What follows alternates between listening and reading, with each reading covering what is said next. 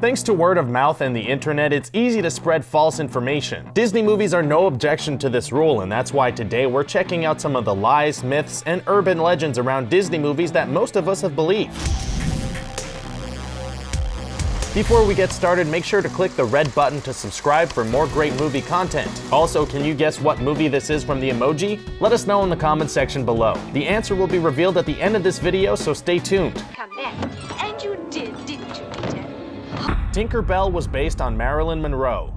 Tinkerbell is a fan favorite and her popularity has continued to skyrocket. She became a symbol of Disney magic and the Disney Fairies franchise was built around her. The character doesn't speak, and to make up for the lack of sound, the animators knew they had to make her actions larger than life. The exaggerated movements for the often comically ill-tempered fairy required an actress to provide a live-action reference. With Tink's blonde hair, blue eyes, and hourglass figure, it's commonly believed that she was based on Marilyn Monroe. Although we certainly see the resemblance, Tinkerbell was actually based on Margaret Carey, the actress who provided the character's references. In fact, Monroe wasn't yet famous when they were recording. Carey spent 6 months working on a soundstage acting out Tink's parts in pantomime-like performance. She was given oversized props like a giant keyhole and giant scissors. She wore a bodysuit that somewhat resembled the iconic little green dress that Tinkerbell wore, and had her hair up in a similar style. The animators would show her storyboards and discuss what they wanted, and she would perform them. The performances would be recorded and drawn, and that's how Tink really came to be.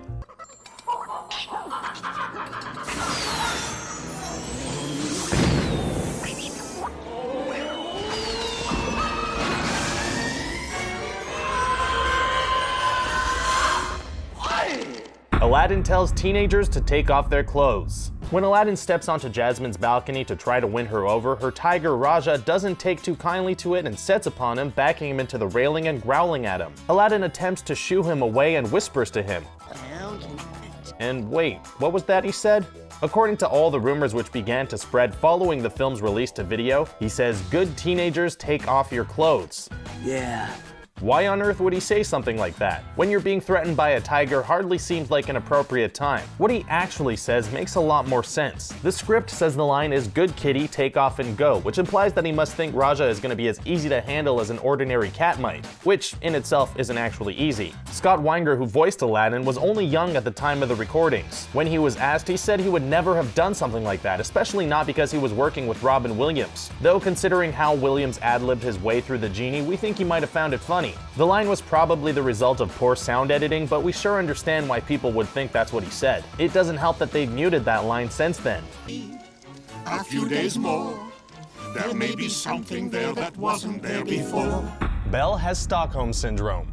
One of the most repeated myths is that Belle has Stockholm Syndrome, where a kidnapped victim identifies with their captor for survival reasons. It's easy to see where the idea comes from, but it's not accurate. Belle only begins to care for him when he gets his act together and begins to treat her better. Prior to that, she really didn't like him, and it's no surprise. She wouldn't take his intimidation and would always stand her ground against him, something not seen in Stockholm Syndrome. When he allows her to leave, she jumps at the chance to be free, but it pains him. He learned to love her long before she loved him. We know it's genuine, but it's more likely that he has Lima syndrome, where a captor identifies with their victim, than she is to have Stockholm. When she leaves, she has no plans to return, and she only does it because Gaston is leading the townsfolk to kill the beast. His eventual kindness towards her has made her want to save him. It's a discredit to the character to act like she's anything less than an independent young woman who can stand up for herself, but also learn to see the man behind the beast.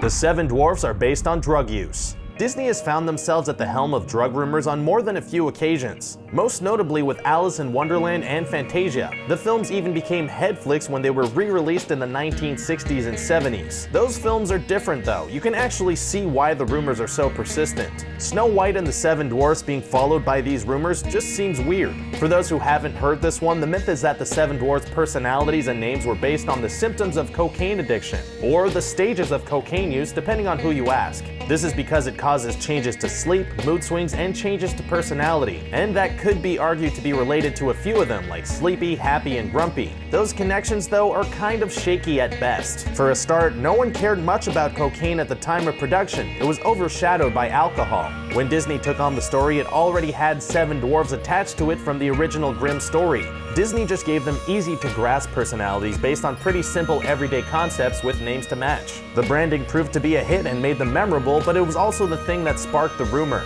Kiss the girl. Kiss the girl. Go on and kiss the girl. The Phallic Castle. The story goes that the disgruntled Disney artist who was tasked with drawing up the castle, which was featured on the poster and VHS cover of The Little Mermaid, decided to put male genitals in plain sight. He was apparently annoyed that he'd been given short notice about being laid off when the project was over. It was so offensive and inappropriate that it took people about a year before they caught on, and some shops removed it from their shelves. Later versions of the cover had it edited out. It's definitely there alright, in plain sight, clear as day. But the story behind it is the myth. As it turns out, it was a total accident. A hilarious one, but one all the same. When asked about it, the artist admitted that he hurried through the details on the towers at around 4 in the morning. We spoke to an artist and she admitted that 4 in the morning is the time when everything will go wrong, so it shouldn't be too much of a shocker that it did. The Disney artist didn't even know about it until he got a call from someone at his church when the story blew up. It probably doesn't help that the towers look pretty phallic to begin with. How did nobody look at that and think nothing could go wrong? Dearly beloved. The Minister's Bulge.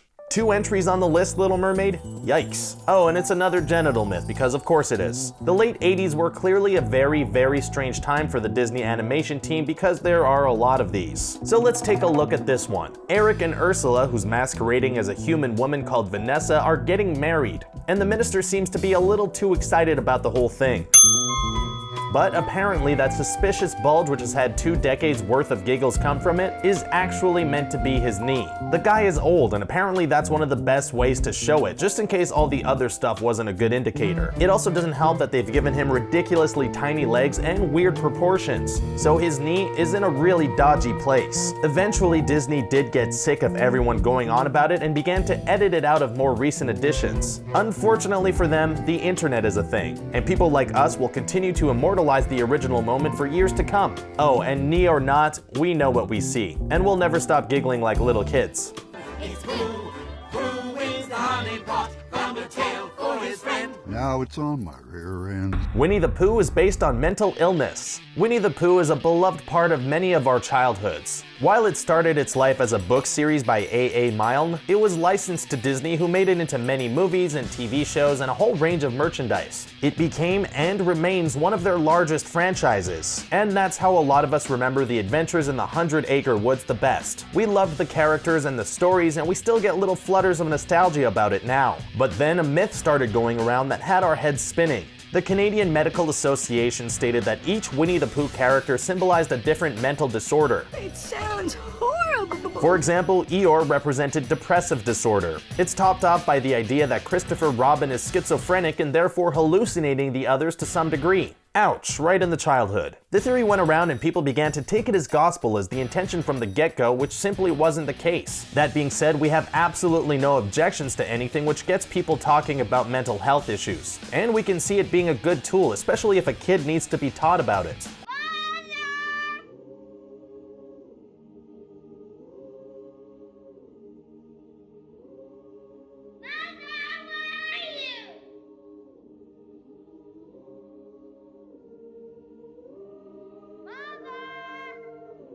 Princesses are motherless because Walt was.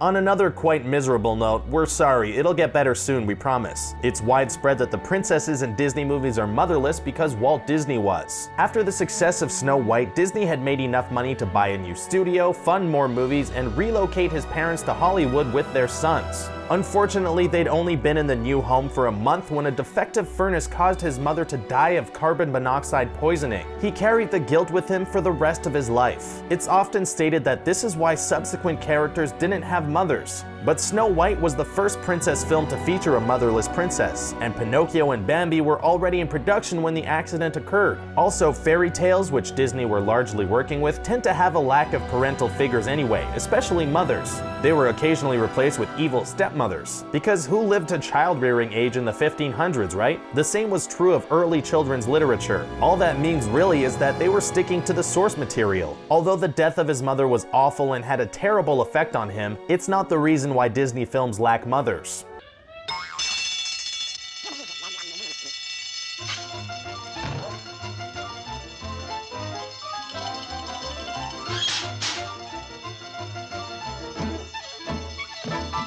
Donald Duck is banned in Finland. On a lighter note at last, have you heard that Donald Duck was banned in Finland because he doesn't wear pants and has a questionable marital status with the female duck he hangs around with? At the very least, that was the story the world heard back in 1977, when Helsinki stopped purchasing Donald Duck comics for youth centers. It was a decision that had been reached by the council, but Markku Holopainen took the brunt for most of it when he ran for a seat in the Finnish parliament the following year. The press got wind of the decision and branded him as the man who banned Donald Duck from Helsinki. Then the news spread like wildfire across the globe. The press embellished the story, saying that it was due to his lack of pants and questionable marital status, seemingly willing to ignore that defunding is not banning.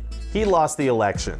While the papers were busy running this version of events, the truth was that he was never banned. The council was low on funding and facing cutbacks. Something had to go, and it was just one of the many things that were discontinued for economic reasons. It's one that still occasionally gets brought up, but Donald Duck has remained as popular as ever. Pants or no pants?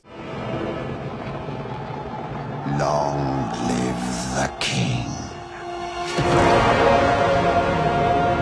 Mufasa and Scar are brothers. Recent events have taught us that sometimes you can be 100% sure about something for decades only to have someone shatter everything you ever thought you knew. Because Mufasa and Scar are not brothers, and our inner children are screaming because we don't get it. The film literally talks about how they are brothers and how Scar will get the pride when Mufasa dies. The makers of The Lion King came out recently and said that they weren't brothers, because that's not how lions work in the wild. They were thinking a lot about how prides of lions work with one male at the head of the pride and all the women and cubs. They were thinking a lot about how prides of lions work with one male at the head of the pride, all the women and cubs, and a few stray males who don't tend to be related. And then when the lead lion dies, another will take his place, kill all the offspring, and start again. Yeah, we're actually pretty glad they didn't show us that bit. They were thinking a lot about how that dynamic worked because the head of the pride will always overshadow the others. Scar is the literal overshadowed lion, often sitting in physical shadows while his not brother owns the pride lands.